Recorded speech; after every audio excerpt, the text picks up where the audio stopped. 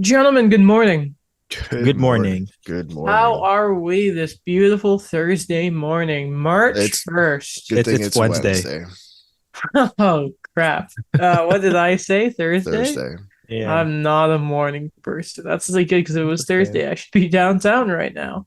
I was How gonna are think. I was we? saying that. Yeah, Yeah. How is pretty everyone good. today?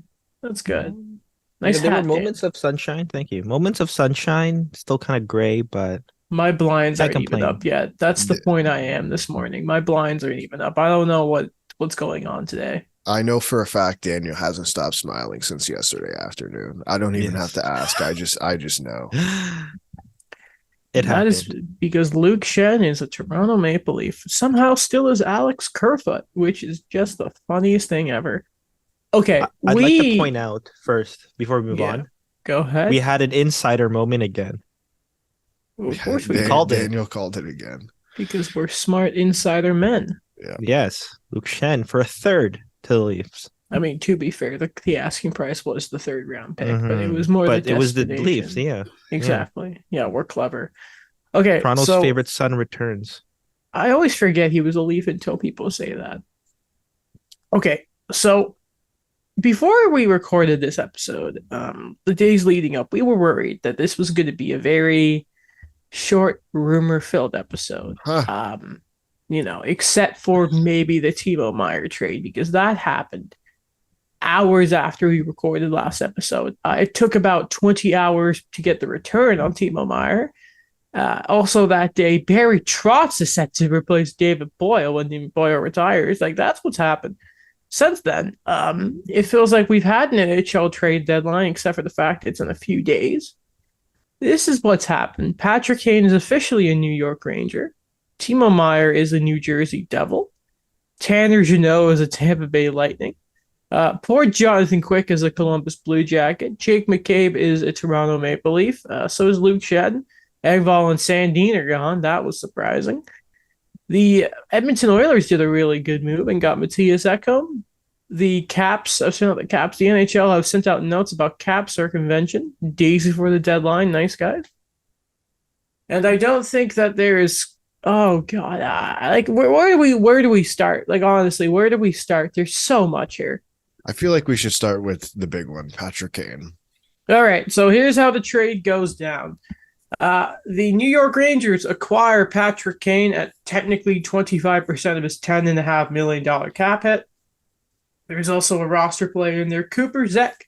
And then going the other way is another roster sort of warm body contract in Andy Walensky, a 2025 fourth, a conditional 2022 second.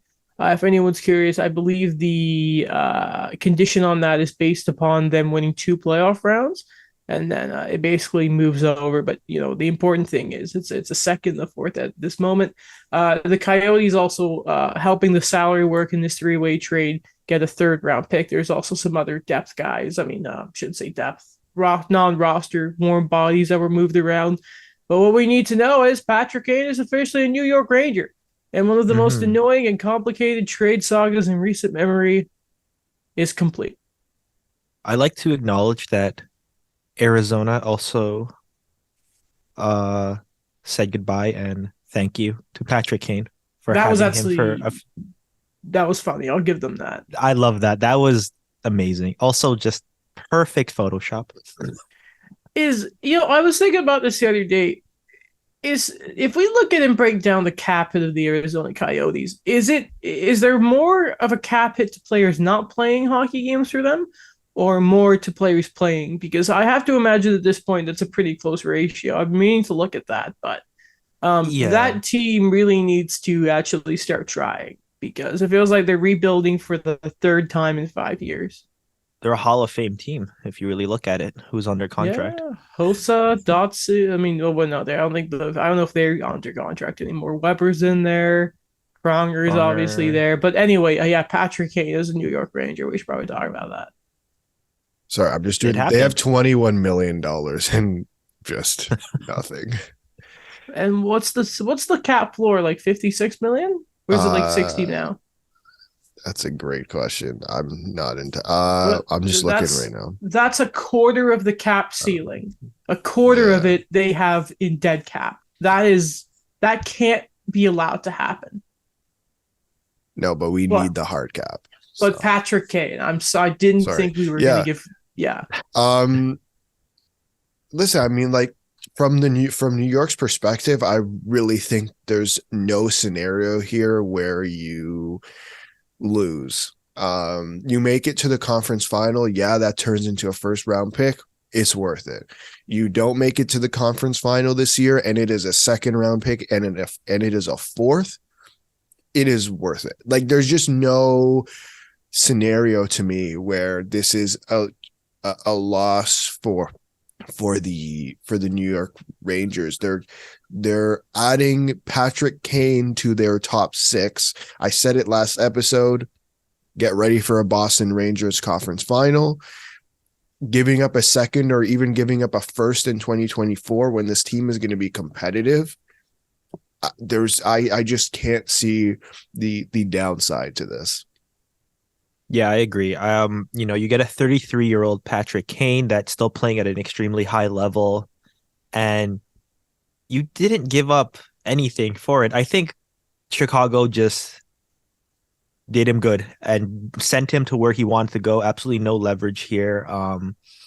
They were ready to kind of let go of what was of the past and move forward. And man, the Rangers just remember when we thought the Tarasenko trade just completely wiped us out. It's crazy how the Rangers just came back with all the moves they were doing, also a lot on the weekend as well, and just get this done and be set up for how good they're going to be. Wow. Like the main thing I take from here now is the fact that Panarin and Kane are reunited. Right. And then you could put whatever yeah. center you want there. And that amazing line that they had in Chicago for so long, it was Artem Anisimov as their center, but you could put anyone there, is back. So here's what's funny about looking at the Blackhawks, and we can say this now so we don't have to bring up later too much about the Jake McCabe return, is in the next 3 seasons, they have 6 first-round picks. The Rangers one could make it 7. But as of right now, it would be 4 seconds in this year's draft, 2 seconds the year after, and then their own in 2025. So listen, we'll see if the fire sale, the way it's going, will work, but at least we can say this when it comes to draft capital, they've set themselves up pretty well in the future, which I can, hey, fair enough, man. You're doing your thing. Listen, I will say this, Daniel, as you say, he's still playing an elite level. I think he's been playing an elite level for 2 weeks out of this season, and it's just happened to be in the last 2 weeks. It's really funny to really look at how quickly the interest in Patrick Kane sort of picked back up in the league. It's kind of comical to be in my view, at least. Listen, if you're a team, clearly the Rangers, and Mike was pointing this out, have felt affected by this. Shesterkin's not been good lately. Keandre Miller, with all the trade stuff, we haven't had the time to talk about the Drew Doughty stuff. It's been a very complicated saga there that also has emphasized how stupid the hard cap is. And if you try to explain all this to a casual fan, why Kane took so long and why it's at the price, I'm sure they would want to rip their hair out because I was trying to think about it last night. It's a low risk for what they gave up for the potential of having Patrick Kane and what he can do and what we've seen him do in the playoffs. I'm completely fine with it. Listen, the Rangers are going to be a wagon. I'm sure they're going to bounce back. By the way, when I say Shesterkin's not been good, I'm pretty confident Igor Shesterkin's going to be good again. I don't think anyone's going to question that. I like how the Rangers are looking. It's just, it's really funny to see how intense the first round of the playoffs are going to be. And people were pointing out what's probably going to happen is 2 of New Jersey, New York Rangers, Toronto, and Tampa. 2 of them are not going to win a playoff round this year, which is stupid. And I would use that to transition, but I'll double check with any of you guys. Anything else to say before we move on to Timo Meier? I was going to ask, are the Rangers the best team in the Metro? Okay, so Carolina haven't done anything except Puljujärvi, which did I mention? I didn't put that on the notes. We're gonna mention that later, though. Puljujärvi. I think right now there's an argument to be made I think they're a much better looking playoff built roster than the Devils are. Mm-hmm. I think it's safe to say right now they're the best team in the Metro. Yeah, Yeah. a good balance between Team to dynamic beat. scorers, youth, and they just have their guys. Like I love New Jersey's core, but they don't have now like a Patrick Kane, a Panarin kind of player. I think Well, they that do just have kind of Jack helps Hughes. lead. They No, do no, have I mean Jack like in Hughes. terms of like youth and experience in the playoffs, Oh, okay. Fair they enough. just don't have like. I mean, Dougie Hamilton to a certain extent. That's really funny. Was Dougie Hamilton part of the 2011 Bruins or was he after that? No, because he was picked the summer after Oh, that's they always won. tough, eh? That's what I Mm. call the Yeah. Saku Koivu syndrome. Drafted Hmm. 93. It's really funny. Was he 99? No, he was 99. Was he? I'm stupid. It's too early for me. I'm not a morning person. That's why my voice sounds about 5 decibels too low. Me too. Mine's pretty raspy right now. Yeah, but you've just been Not in to a the good Batman gym. way. You ate your eggs, your 4 eggs. Okay, let's talk Yeah. about the trade that it's really sad that the Leafs decided to make some moves and Patrick Kane got dealt because this move really got buried from the media's point of view, which I think is a shame because I think this is the blockbuster. It's really funny that in the past couple of years, New Jersey get one of the bell of the ball free agents and Dougie Hamilton. No one talked about it. No one talked about it, remember? And then they get the biggest fish of this trade deadline, and everyone's forgotten about it. Timo Meier is a New Jersey Devil, and here is the first off. Here's the thing: I like this trade in principle because I love how many players moved in it. Even though I think this is a failure by Mike Greer, and I'm gonna stand by that. Okay, basically, the New Jersey Devils do get Timo Meier. They got Scott Harrington, who they placed on waivers, and I think he got claimed right away. Did he not? By Anaheim. Yeah. That's funny. Santeri Hatakka, Timur Ibrahimov, Zachary Emmond, and a fifth round pick in 2024. I am sorry, I can't pronounce those people's names. I feel very bad. Basically, what you need to know, they got Timo Meier. They give up to the San Jose Sharks a conditional seventh round pick in 2024, a conditional 2024 first round pick, that is depending on the Devils making it to the conference finals, a 2023 guaranteed first, Fabian Zetterlund off the roster, Nikita Okachuk, Sakir Makamadulan, I nailed that one, and Andreas Janssen. And Listen, Fabian Zetterlund. did I not say Fabian Zetterlund? I don't think so. I said off Oh, the who's the guy roster. you said off the Fabian, roster? Oh, Yeah. sorry. I missed Fabian it. I Zetterlund. missed it. I missed it. It's fine. Things happen. I miss a lot of things, Alex. It's early too. We can always Okay. everyone makes that But mistake. what you said, Adam, I feel the same way that you get Shakuma Madulin, but you just don't get like one of those prize prospects that the Devils have that there's not on the roster yet. Like Here's I the kind of felt like it problem: was a bit empty there. Yeah. is they. Well, the good thing for New Jersey, they were never going to trade Luke Hughes in this deal. They were never going to trade Simon Nemitz in this deal. I was thinking Alexander Holtz, and when Yeah. everyone said there's an injured player holding it up, I think everyone thought it was Alexander Holtz. Um, Everyone was thinking Dawson Mercer. Listen, it's very difficult to know the prospect pool of every team in the league, but I think we all try to know. Now, the best prospect in this deal is Makamadulan. Now, and I was looking up some of the guys from, obviously, you guys know I'm a big elite prospects guy. I was a massive fan of their draft ranking stuff, so I trust their opinions a lot. And at least what I thought from this deal is the same thing that it was sort of echoed in David St. Louis. Or is it? It's David St. Louis, not Marty, I know. Of elite prospects was basically saying here, listen, there's not an A plus guy in this deal. I think Makamadulan again is the guy who can get you the best here. But to me, and Frank Saravelli apparently reported that the Blues said they offered 2 guaranteed first round picks. Now, to me, this feels like quantity over quality. And again, that's how I see it. I think this is an underwhelming return. I think here's the way I look at it. And like, yeah, I agree. It's partially underwhelming, but I think they exactly went for quantity over quality. And I wonder, to me, if that says something more about what the direction of this team is than anything. Sorry. Their whole thing in San Jose was we're gonna do a retool. We're gonna do a retool. I To me, this just screams we're going to do a rebuild because if you're gonna do a retool, you get the top end you get a Holtz, you get a who Mercer, whatever, someone who's gonna play in your lineup at this moment, who's gonna make an impact at this moment.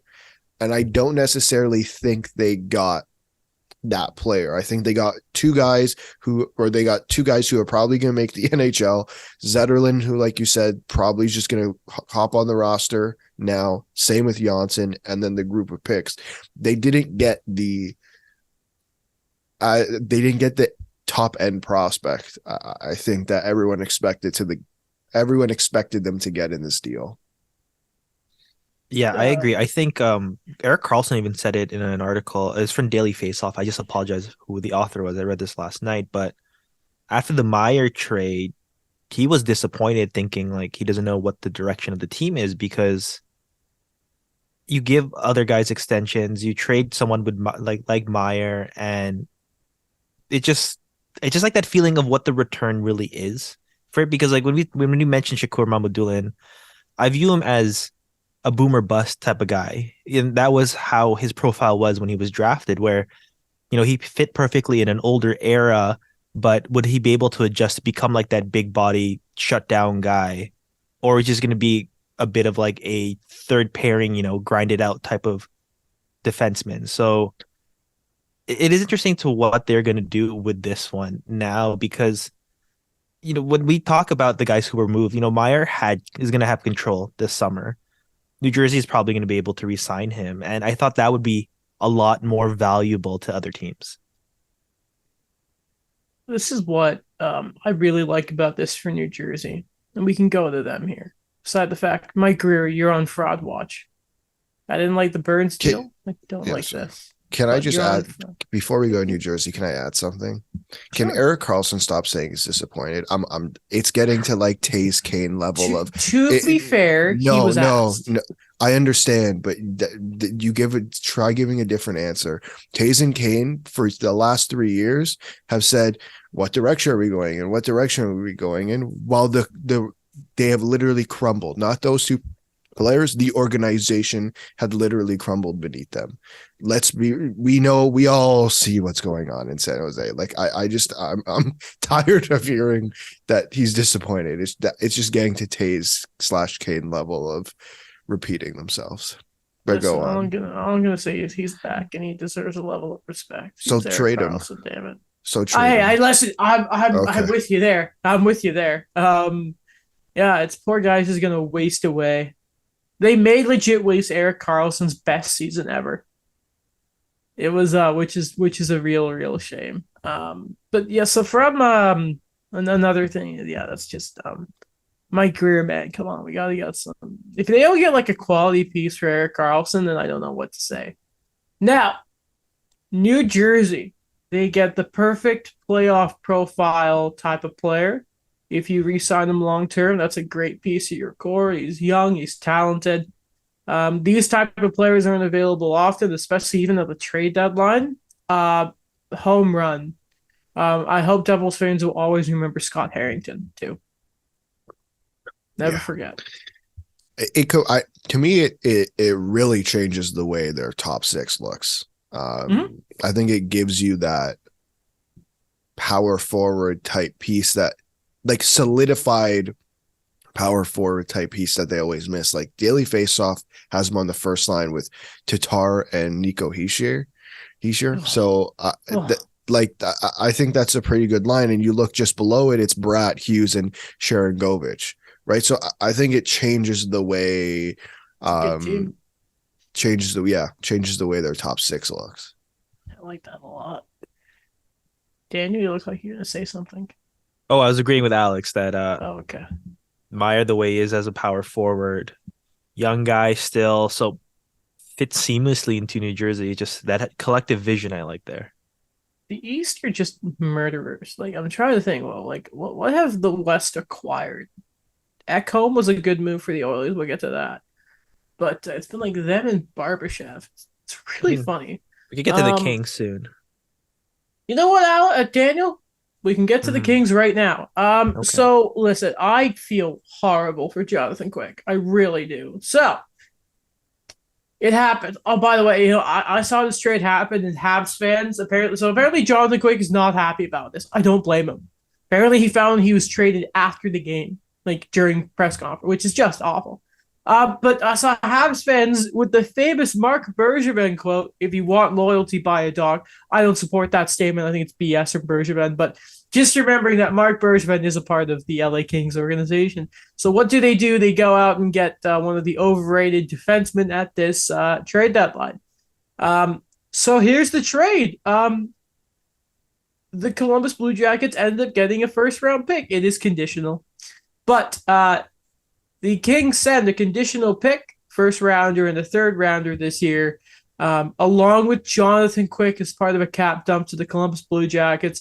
In return, the Kings get their defenseman in Vladislav Gavrikov, and a goalie that I was really high on people acquiring, Jonas Corposalo. So all of a sudden, you go from Quick and Peterson to a tandem of Corposalo and Phoenix Copley, which is questionable reputations on both ends. But the way this season is in a vacuum, it's pretty good. And Gavrikov tough and punch people. Yeah, Yeah, pretty solid. I like it for the Kings. I knew that they were gonna add, and it is kind of I keep saying this podcast. It's an end of an era where you signify it with getting rid of your poor longtime guy. goalie, where he's Poor not guy. at that level anymore. Dustin Brown already retired, and you just kind of move towards what you have in the future. The Kings have done so well with building, with strategic trading. I think a big thing we mentioned too, along with their drafted, has been this strategic trading right now, like Kevin Fiala, Victor Arvidsson, just these complementary guys that have gotten better when they go to LA. And it's just really good that they're kind of rolling the die right now on Jonas Corposalo. We don't know what version they're gonna get with him, but I'm pretty confident with him bouncing back, Phoenix Copley playing the way he's playing, and maybe Kyle Peterson will find his way again. Yeah, I hope he does. I just realized I can't see the conditions. I'm gonna go double check if I can find them quickly. Alex, if you want to give us your Yeah, take on no, all I this. don't know if the trade's like it's not, apparently it's not it's done, but it's not official yet. No trade call. I saw LeBron say Okay, it was going to be official like at 11 our time. So lame. we'll find out. Um again, like I don't know how much of an upgrade this is on their back end. But I would say I think it is an upgrade in net. I don't think the goaltending in LA has been particularly good this year. I think No, it's no. really struggled. And frankly, I didn't even know moving Jonathan Quick was an option. As in, like, I didn't know that there was a team out there who was going to take that 5.8 cap hit. And I imagine that comes into it. I think in the deal, yeah, it's a first and a third and Jonathan Quick, but I think if you really look at it, I don't think they're paying a full first round pick for Vladislav Gavrikov. I think there's some we're taking Jonathan Quick back. You'll be paying us for that. So I think this is a much more complicated charade than Vladislav Gavrikov and Jonas Korpisalo to the LA Kings. Dogs are barking. I really hope that maybe like Quick's just being emotional right now when there was some sort of communication. Because I think he's earned that. I'm a lot more sympathetic to Jonathan Quick than I am to guys like Kane and Taves. Especially because I'm the goalie guy, and he was such an important part of those two cups. It's. I hope that there isn't. I hope that hasn't affected a relationship long term there. Because he's being basically banished to a Columbus team that is filled with injuries. It just feels like he's being sent to a swamp. I'm not making fun of the city of Columbus, or is it the state? I never know. The The city. states are so weird. Ohio is the state. Ohio's the state and Columbus is the city. I'm not insulting them. I'm insulting the team in its state this season. Like their defensive Sure. core, it's just there are some guys I've never heard of. It's bad. I feel so bad for Jonathan Quick. That poor man may retire this year and he has to finish it being a cap dump. Like at least Shea Weber was basically done, and now it's just sort of the ghost of his contract, and that's gonna happen the same with Carey Price. But like he's gonna have to go and play games there. It is. I feel awful for him, and I really do hope the Kings we're open with them. I really do, but it sounds like they weren't.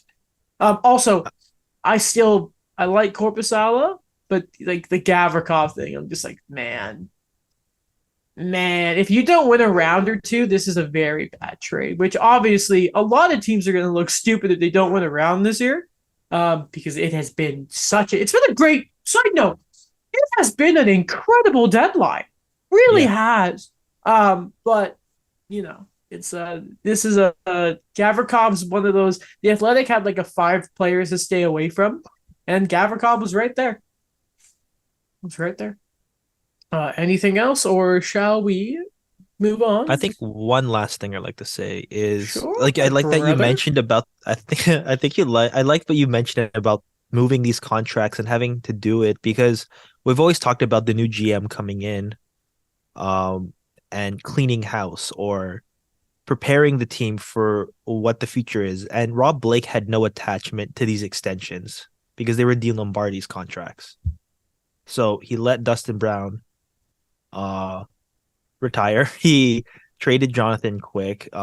Even before that, he traded Tyler Toffoli. So I think it is just that feeling that you could pick the guys you want who are going to be there from the cup runs and still produce like a Doughty, like a Kopitar. But you know, when it's time, it's time. Because Jonathan Quick, that was a high usage goalie. The way he played, I don't think that was sustainable into his late 30s. So I think that's just that part of the business part. I think Rob Blake just understood that. Okay, shall we go to the trade that the Leafs made? Which The one? many trades. We're gonna get to them all. Okay. Oh God, Kyle Dubas, he's been a busy boy. So we'll get to the first big one. The Toronto Maple Leafs have acquired Jacob McCabe, Sam Lafferty, and some conditional pick, but no one cares. In exchange, they send Pavel Gogolev, Gogolev. Joey Anderson, but the big thing is a 2026 second and a conditional 2025 first. There's some salary retention. Listen, basically all these trades, a few don't, but most of the big trades have salary retention. I'm just not going to bore the listeners with the details. On top of that, the Leafs were not done. They trade Rasmus Sandin to the Washington Capitals in exchange for Habs legend Eric Gustafsson. They also received the 2023 first rounder from Washington that was Boston's from the Dmitry Orlov trade. They also then moved Pierre Engvall to the Islanders for a 3rd round pick. That's a 2024 one. They send a 2023 third to the Canucks and get Luke Schenn. Leafs legend. So exactly, and he actually is. I think, well, not literally, but Toronto's favorite son returns. I love it. So Sandin, Engvall out, Luke Schenn, Eric Gustafsson, Jake McCabe, Sam Lafferty in. We can get to each of them in their own rights, but Alex, I gotta ask you, man. As all these trades were happening, how were you feeling? I was just trying to read a book. What were you reading? I was reading. It's called Atomic Habits. It's just about like how to pick up good habits, stuff like that. Is it a good book? Yeah, I was trying to read this as I'm trying to pick up the habit of reading every day, and I couldn't stop. Every time I looked at my phone, it was something else. I was like, just leave me alone, please. Weren't you in a meeting when the McCabe trade When happened? the McCabe trade happened, I was in a meeting. Yeah, I was literally talking in the middle of a meeting, and I stopped. And They got their guy, guys. I go, sorry. I'm like, the Leafs just made a trade. I'm going to put my phone down and I will continue talking. So that's what I was doing the last 2 days. Okay. So, Alex, obviously when I mentioned about bringing Shannon out, initially there was a thing of, are they really upgrades? How do you feel? And we'll start with the D that they brought in. Sandin's a whole other conversation, because that was out of left field. However, upon seeing what some Leafs fans said, I'm not entirely surprised, but we'll get to that in a second, because there was smoke. Anyway, Yeah, there was a lot. So the defensive core is at a point where you add Luke Schenn, you add Jake McCabe. I don't think they're going to be offensive dynamos, but they face punch big boys. I mean, like, let's go. Let's look at the McCabe trade for a second, because I think to me, it's a really good deal considering what the asking price was. And I forgot to mention McCabe has term, and I should have mentioned that. Yeah, McCabe has 2 more years left after this, and it'll be $2 million. Okay, so it's a first, a second, and 2 guys. The 2 guys, Joey Anderson, literally no one claimed him for free last week. He's an NHL player. He's going to be a really good bottom 6 player one day. And you know what? He's going to play for the Chicago Blackhawks this year for the rest of the year. Pavel Gogolev, undrafted. I think he signed out of Guelph. Great name, by the way. Yeah, and he spent the last couple of years between the AHL and the ECHL. Again, like, I don't know what the value is for those 2 players, but you're really giving up nowhere near your top prospects. With all due respect to those 2 guys, you are giving up nowhere near your top prospects. And then you're giving up a first and a second. So the whole thing was that it was going to be a first for McCabe plus much more to retain. And you still got Sam Lafferty. So to me, this deal is more than okay. I think if you look at what it brings, I think the Leafs decor today looks very different than it does 2 days ago. I think to me, they're a lot harder to play against than they were the last time this team played, frankly. They're retired, like, mix of depth is very different now. Like, yeah, what I like about McCabe is I don't think he's at the same level as Muzzin. I do think he's below that quality. Yeah. But when it comes to the price point and the age, I think it's a lot better. Like, that's the role he's fitting. He's basically the new Muzzin. So Jake McCabe has my second favorite clean hit of all time. The one on line A was just what a hard hit. And it was clean, unlike half the ones that happened before we were born. Yeah. Yeah. Well, sorry, go ahead, Daniel. You sure? Yeah. I was just gonna say, I love the balance that we see now with the decor. We saw what they were able to weather when they had the injuries, but now everyone's back, everyone's healthy. I really like what they were able to do with everything. That there's that grit, but there's still that responsibility, like the clean hits, and it's just gonna be interesting how you're gonna fit everyone. I know there's probably gonna be another move soon, but I like the quality of these defensemen, especially, that they're getting. Well, so is it quality or role? Because I don't mean to be rude here, but I don't really think Luke Schenn is a quality defenseman. We're gonna get to Jeannot later, and I think the thing with Jeannot is it's a role thing. Now maybe it's the quality of he's so good at playing that specific role, but like Luke Schenn is, like, let's be honest here, he's there to be a mean boy. Sure. They'd be a very mean boy. Okay, he is there to try and combat Pierre-Edouard Bellemare and Corey Perry. Don't be surprised if Luke Schenn is starting game 1 of the playoffs. Oh, I 100% agree. I'm not surprised. Yes. Like, don't be surprised. Like, listen, they have on their roster right now 9 NHL defensemen. If you want to include Jordy Ben, we can make that 10. Don't be surprised. Pardon? How is Jordy Ben still? like, don't be surprised if Luke Schenn starts on the third pair come playoff time. Like, sorry, Justin Hall. See you later. Like, have fun in the press box. Like, I'm starting respectfully, unless it's you're starting Luke Schenn come game one against Tampa. Like, I don't, I feel I don't, to me, it's not even a question. I don't know if that's too looking forward. I just think, to me, your starting six is Riley Brody, McCabe, Liljegren, Why not? Giordano, Schenn. Yeah, that can work. Or you switch, you go Giordano, Liljegren, because that's worked, and McCabe, Schenn. You decide. Like, frankly, someone decide what it is. Like, I don't that looks to me, when I say it like that, that's a lot different than what this defensive core looked like 3 days ago.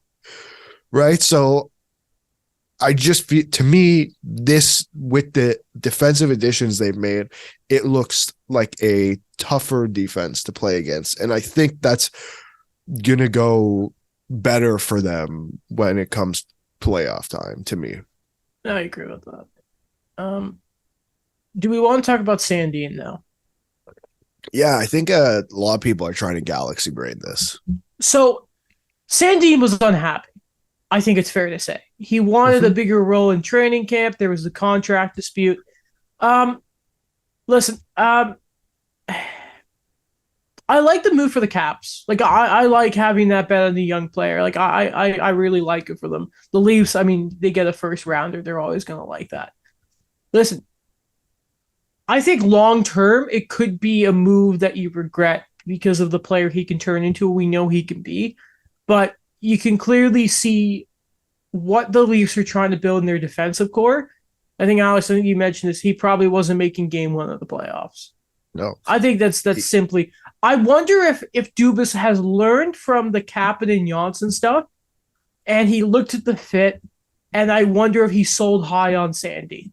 That's what I think. And I hate how much he got. Screw Johnson and Kapanen. They had this with a defenseman. His name is Travis Dermott. Yeah. Listen, and I'm not saying Rasmus Sandin is Travis Dermott. Rasmus Sandin is much better than Travis Dermott. In no world was Travis Dermott ever fetching you a first round pick. Ever. With all due respect. What the thing here is, it's exactly what you said, Adam. It's he was unhappy. He was going to get eaten alive. This is going to be a bloodbath. Frankly, this first round, every single matchup in the East is going to be a bloodbath.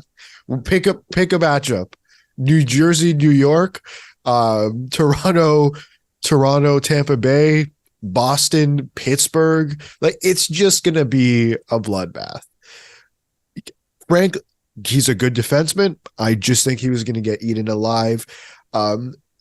They could have made this trade, I think, at any point up until this time. The reason I think they didn't make this trade was for two reasons. Number one, does everyone remember the absolute madness of defensive injuries at the beginning of the year? You needed him to be there.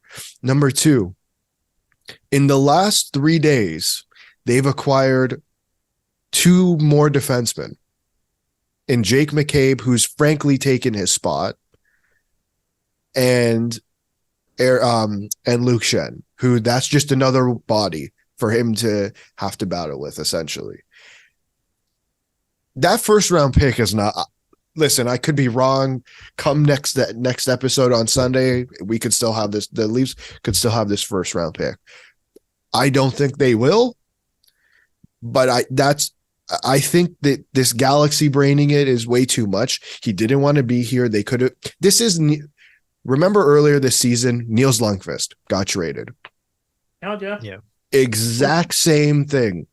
young defenseman. Same sort of the market was set for it. Wasn't going to get in the lineup, was asked to move, and got moved. Like this galaxy braining it is way too much. You have the example; it's right there. Listen, I think. Sorry, go ahead, Danny. Go ahead. Okay. I kind of feel that it's just an accumulation of what we've been thinking with him is, he dropped in the draft for Toronto. They traded down and got him. He was developing well. He played in the playoffs when he was very young. And I think there's just so much of those factors that a lot of fans were looking at thinking, man, like this, it was supposed to be one of your foundation guys, but I think you still got perfect value for him. I still think that along with that value, you do these moves to win now and to extend that window. And really, like I felt it too when the contract negotiations were not going well. I think that was already the sign that it wasn't going to work out long term. Yeah, like I always thought that by the time there's this time frame where like Brody's contract expires the team at the same time as like Matthews and Nylander. My always thought was that was the exact time that Liljegren and Sandin were really going to step up and really going to be the center parts of that defensive work. Now maybe long term it's Niemela, but it's not going to be the same timeline because obviously the whole thing. What's also nice is like, here's what's going to happen. Alex mentioned even if it could get traded any day now, that or it's going to be traded and Dubas is going to move down the draft because he loves doing that. Here's the thing. Like again, I like Sandin. I think he's going to be a good player one day. It's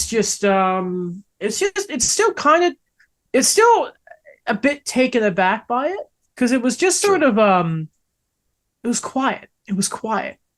It just happened out of nowhere. It did. Here's the thing with Sandin is, so Sandin and Liljegren came into the organization around the same time, relatively. They're a year apart in terms of draft class. Mm-hmm. Sandin had this quick, oh wow, like this is a guy who can come in, and he played some NHL games in his first year, whereas Liljegren, it took some time to get there. There were questions. There were questions for multiple years. To me, at this time, it feels to me that Timothy Liljegren had surpassed Rasmus Sandin in development, in how people view the defensive core. They're not prospects, but how people view the younger players on this team. To me, Timothy Liljegren had surpassed Rasmus Sandin, and I think that had started happening towards the end of last year. Like, people were pissed when Justin Hall made the lineup in games 5, 6, and 7 in the playoffs. I remember because he had a penalty. It was just the reasoning didn't make sense. That's what I think this is. This isn't, there's no I don't think it's necessary. They have 9 NHL defensemen. To say this is dumb, yes, in the long term, maybe. But I think so in the long term, yeah. But they don't care about that right now. They don't care. First off, they don't care about that right now. And let's say they keep this pick. Do you know where Rasmus Sandin was picked? I was actually thinking this is probably going to be around the same range, maybe a little later, but it was definitely the back half of the draft because they moved down. Well, they moved down to get Rasmus Sandin. So I'm not saying they could keep the pick and they're going to pick another Rasmus Sandin. I'm just saying they could. It's a possibility. It's just, doesn't need to be galaxy brain to me is the thing. And good on Washington. They're going to get a young, talented. They basically could get a younger Gustafsson and a guy who could turn out better than Gustafsson. I really like the trade for Washington too. Yeah, you can tell like Washington have to be careful that in the process of getting Ovechkin the record, that they don't completely screw themselves in the long term.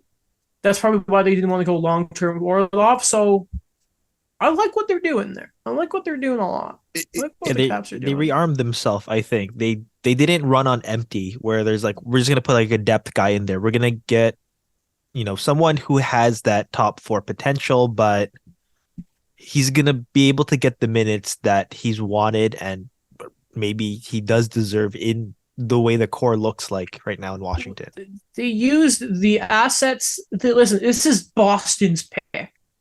Right. It's gonna be a late first. Yep. You use that from Dmitry Orlov, who you weren't gonna get done, and you turn it into an extremely young, promising defenseman. That's smart. And what they do is only giving up that first. And Augustus and UFA, it's a bit different.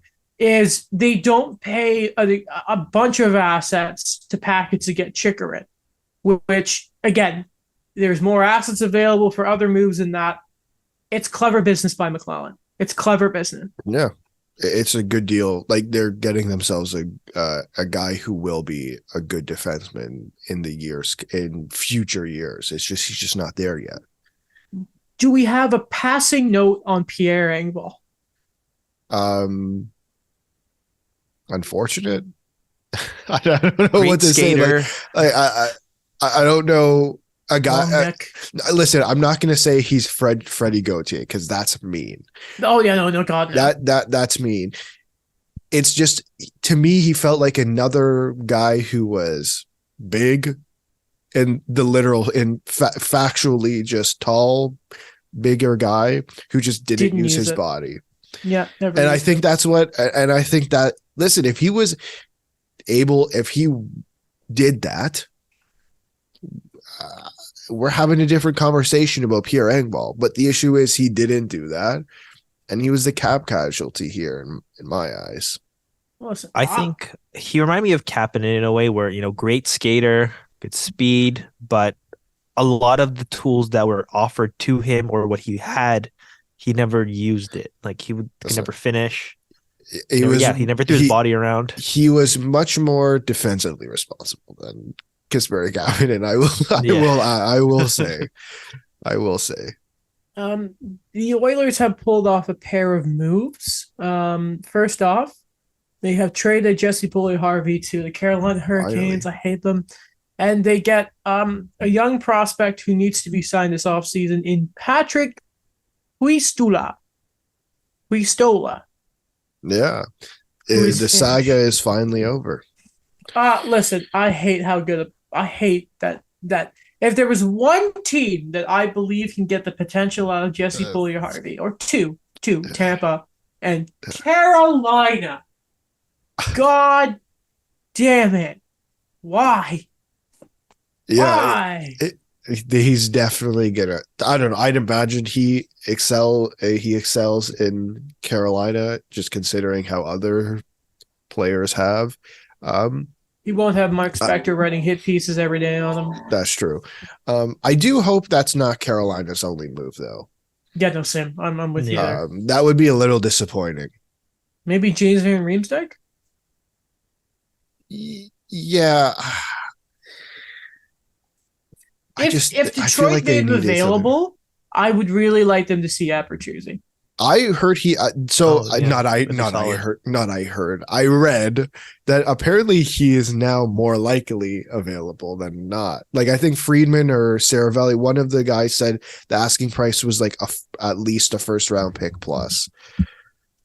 I hate Detroit because they just lost both games to Ottawa. They're not out of it, but like that's pretty tough because they let Ottawa back in there. Anyway, the other Edmonton trade that we should talk about here. Yes. They bring in Matthias Ekholm at 4% retained because screw you. Attaboy Barry Trotz, who is apparently working on these trades with David Boyle. So I mean, Barry, you're off to a good start here, buddy. Just the transition, yeah. Anyway, the Nashville receive a first this year, a fourth next year, Reed Schaefer, and Tyson Barrie to make it work. But listen, first off.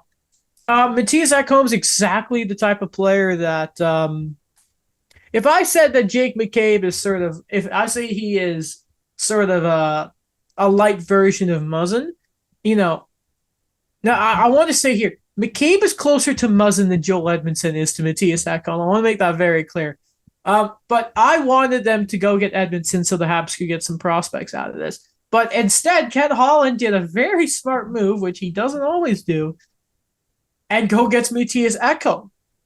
Now, in a few years, McEcho may be a little questionable, but for at least, like, this is exactly what they needed. Maybe a little rich on what they gave up.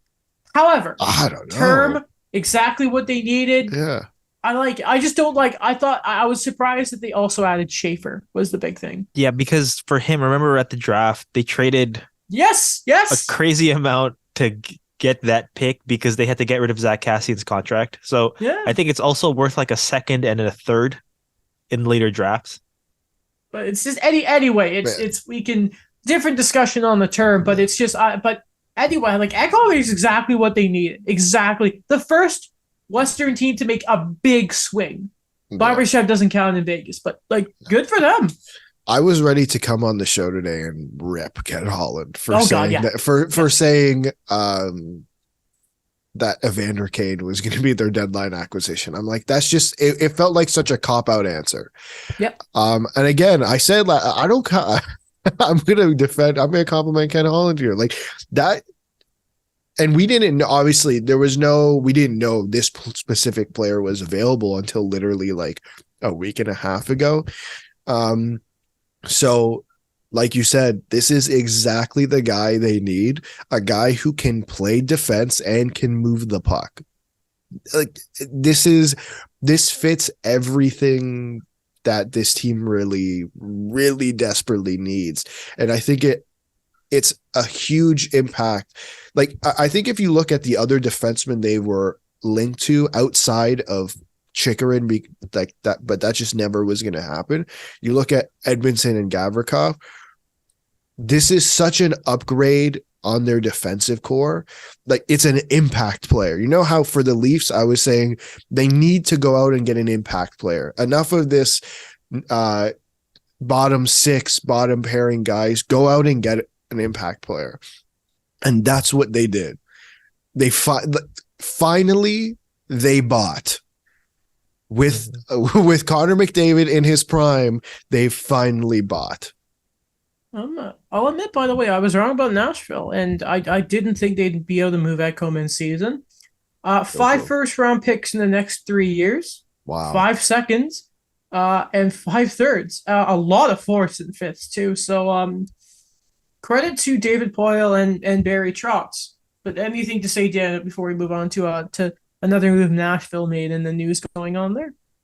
Yeah, I'd like to just applaud Ken Holland for getting a guy that is going to really complement this core, be a foundational piece on the blue line, because I think it was Darren Dreger who did the report that they were talks about Chikrin into the morning yesterday, but then Ken Holland cut bait and then just went for Ekholm instead. And I think you get more of that stable guy right now. He's been playing, he wasn't taken out for so long for trade related reasons or whatever. And yeah. I think like the price for it, like the perspective wise, it is rich, but I think that if you have that core of McDavid, of Draisaitl, you like what you said, Alex, you have to finally buy. Because there's going to be eventually, like, you can't just keep relying on guys playing above their salary, guys who are going to be misplaced in a certain role. We've seen that so many times with the top six, with the defensemen they got. No offense, Brett Kulak, but this is something that they had to do. How dare you? How dare you? No offense, Brett Kulak. How dare you? Okay, so before we get to the Jeannot trade, David Poile is set to retire. We don't get a lot of GMs. I don't know if we've ever had this in the NHL. Probably not. But David Poile, the only GM in Nashville Predators history, is set to retire at the end of the year. Working with him now and starting in the summer will be the official new GM. We know he wanted to go into management. It's Barry Trotz, the winningest coach, obviously, in Nashville history, one of the best coaches of all time, Stanley Cup champion. I will give credit to David Poile. think overall he did a very good job. People have been talking about what he did for the market overall. I got a lot of respect for the guy. Didn't always love all his moves, I'll admit, but he's going out on the high right now. He is. This is what I really, really like. You always talk about what you're doing for the next guy. What David Poile is doing right now in tandem with Barry Trotz is setting Barry Trotz up to set up his vision of the Nashville Predators. Which, I mean, it might be similar because they're both very defensive-minded people. But, honestly, a lot of credit to David Boyle. Good for him, and congrats. Great career. Yeah, I think it's weird because David Poile's not going to be there anymore, and I do credit the fact that he just never let go with the Preds. Like, no, he wasn't given, the ability to sign big free agents until Paul Kariya, and he still kept the team afloat. And then he just kept going with developing his draft picks, being aggressive when he knew the window was there. And the high point for that was going to the finals, was consistently being competitive. I think a big thing I credit with him, and it's not something a lot of people talk about, but is when they finally knocked out Chicago in the first round in, was it 2017? And I think that really ignited a lot of things with the Preds, showing how good they actually are, the development, the strategic trading they were able to do. And one other thing to look back with David Poile is the fact he was able to do all of this. And I think this was also a bit of his sour point, was never had like a legitimate first line center, even when they were competing. And then I know that like when he suddenly realized he had to spend to try to find one, that wasn't good, but I really credit the effort he's been able to do with that. If you look at first off, their goaltending. Has he had a bad goaltender in recent memory? No. But if you look at that decor, it's always changing, but at the same time, it's still always, if you look at the individual pieces, always one of the best. Like, you know what I mean? Like, just that stretch of just absolute pumping out defensemen, one after the other and another. It's crazy. On top of that, what might be one of his best trades ever, Tanner Jeannot, one of the better rookies of last season, gets dealt to the Tampa Bay Lightning, and another tough bastard for them who can score. This year hasn't been great. They give up Cal Foote. They give up a first and 25, second and 24, third and 23, fourth and 23, fifth and 23. Now, I think the Tampa Bay Lightning may be the only team in the league where they give up that type of return for that player, and I do not blink twice about it. Here is what Julien Brisebois said, based on the cost of acquiring Monsieur Jeannot. At the end of the day, I know there's a perceived value of those picks, but we have a really good idea of what the actual value of those picks are. Individually, you can go, what's the first round pick worth? What's the second round pick worth? And so forth and so on. When we look at what's it's worth to us, based on the odds of those picks turning into good NHL players down the road, I'd rather have the good player right now for this season and next, and help this group win right now, because I know what the odds of those picks turning into players. I also know what the odds are of those picks turning into players that can help us win while we have this group of players available right now. The odds of that are, we don't need to get into the rest of it, but I really like the explanation of Brisebois there. Also, Derek Lalonde, head coach of the Detroit Red Wings, who obviously was part of the coaching staff when Tampa were winning some cups, basically said, I'll never question Julien Brisebois because I wouldn't be here without him. It's just, that's how stupid good Tampa are, is they gave up a draft class for Tanner Jeannot, and I don't question it. Only team in the league that can do that. The thing with Tampa Bay is, I was having this conversation with someone this was before the Tanner Jeannot trade. I was having this conversation with someone, and we were talking about like how what Tampa's really good at is they have their core. Right? Their core is there. What they're good at is surrounding their core. And whether that's with their own prospects, because we've seen that. Look at Ross Colton, you name it. Adam, we were texting yesterday. Who on earth is Nick Perbix? Yeah, I just don't came know. out of nowhere, and he's great. Who is this dude? I don't know. Right. And so whether it's through the draft or whether it's through free agent signings or trades, like, they're good at bringing these guys in and making it work. They look at what they did last year. Look what they did last year with Nick Paul and Brendan Hagel. Nick Paul came in. He was going to get more. He wasn't going to get like 7 years, but he was going to get a higher AAV in Ottawa than he was in Tampa. And like Brendan Hagel made it work. That third line was an absolute nightmare last year. Bringing back Vladislav Nemestikov, like that fourth line is a nightmare to play against. This is what they're good at. They don't need the draft picks, I guess. I don't know. I think the biggest thing with that too is the way they've been spending it is they look for term and they look for guys that are gonna, they're on the cusp of breaking out. So it's not like it's a rental every single year, just giving up those assets. Like, it's still those investments that I like about it, that they found a role for these guys. They found a way for them to play up and down the lineup whenever they had injuries. They didn't have Anthony Cirelli the whole year. They didn't have Braden Point certain times.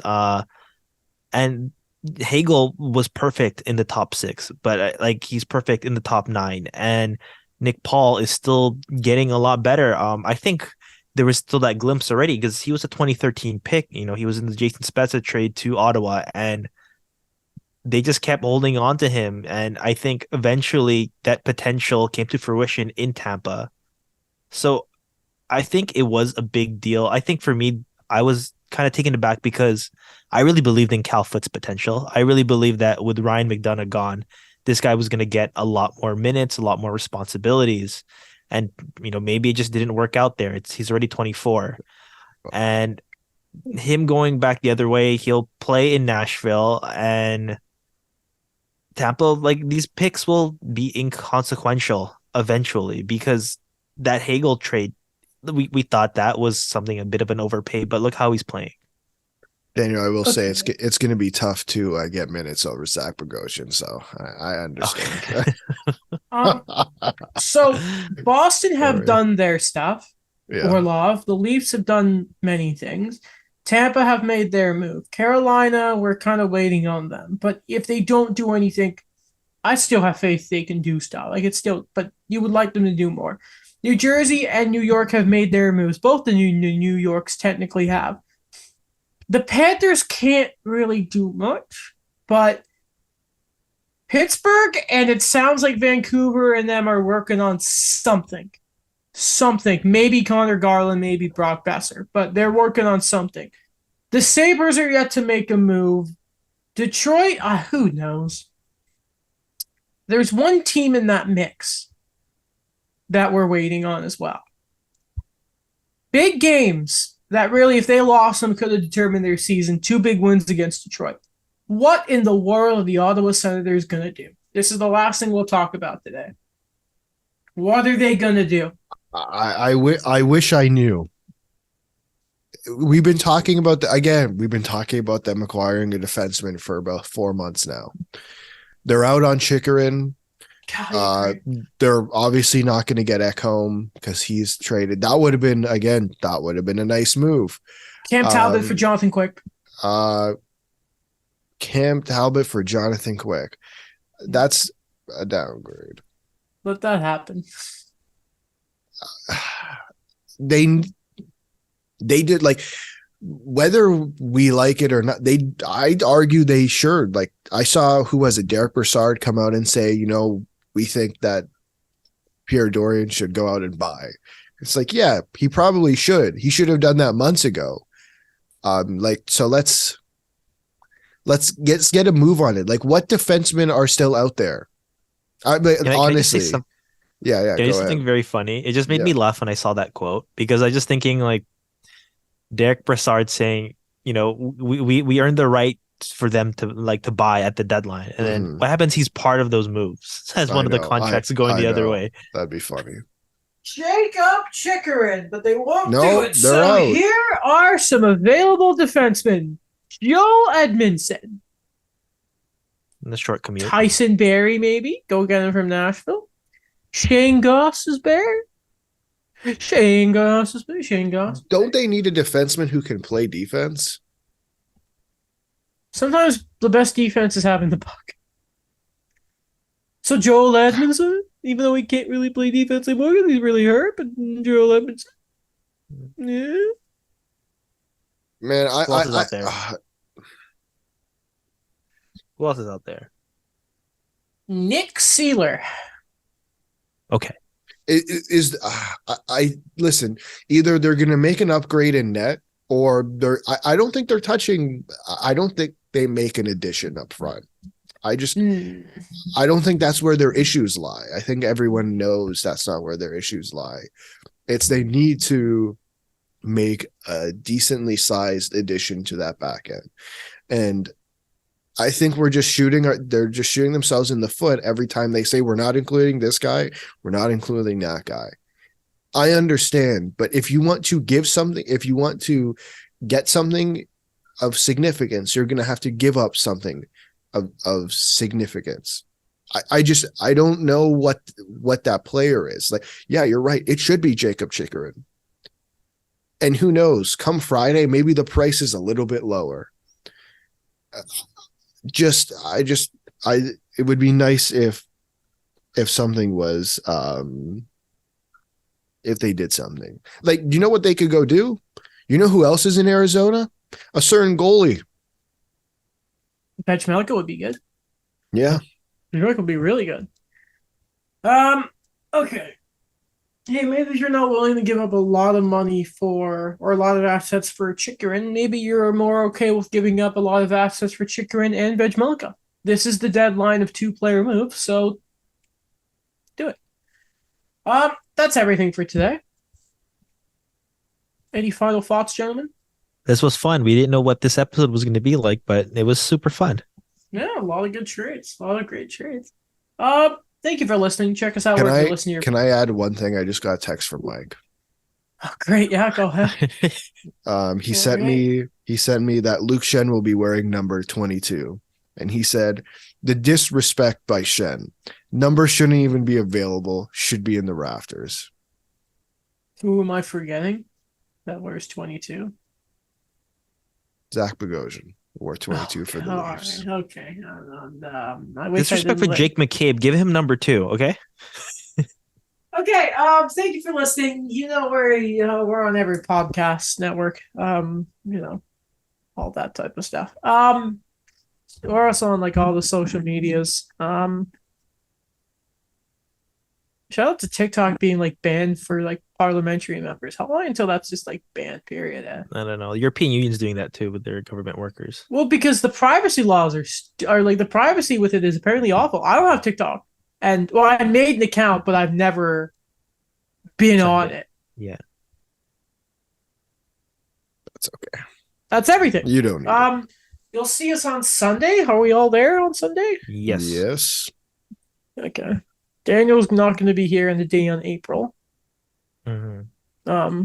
Because I may not be here for an episode. Alex may not be here for an episode. You never know. Mm-hmm. It's like a box of chocolates. Never know what you're going to get. That's everything. Goodbye.